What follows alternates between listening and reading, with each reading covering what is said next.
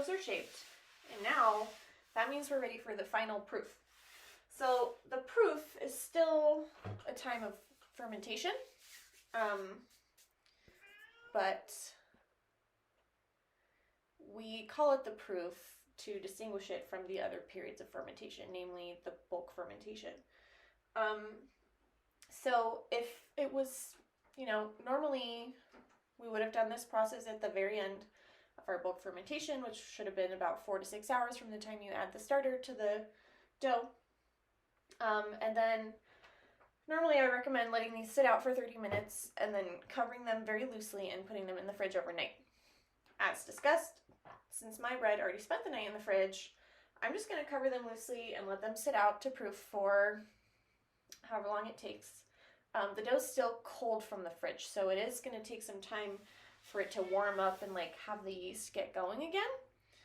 So I think it could take anywhere from 1 to 2 hours probably. When I feel like they're fully proofed, I am going to put them in the fridge for 30 minutes while I let the oven preheat and to chill down again. Cold bread will achieve a better bake than room temperature bread when it goes into the oven. I can't explain the science of it, I just know it to be true. It gets better rise and spring, and it's also going to be way easier to score.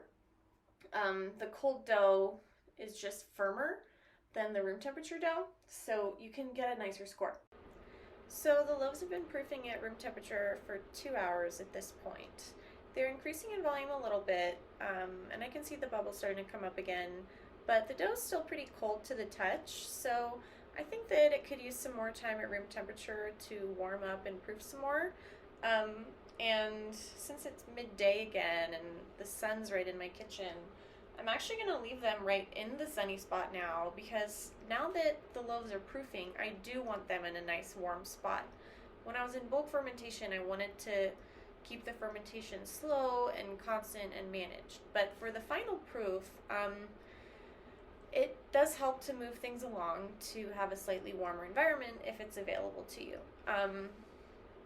In a professional kitchen, you would have a special box that you would control the temperature, and for something like this, you'd probably keep it at about 80 to 95 degrees in there. So I definitely don't mind leaving them in the warm spot in my kitchen. So I'll probably check back with them in another hour or so. Again, I know that's a little longer than I said, but sourdough just moves very slowly, and this is why you just have to kind of learn to watch it and see what the dough's doing, and just kind of go with your senses. So I'll check back in a little bit.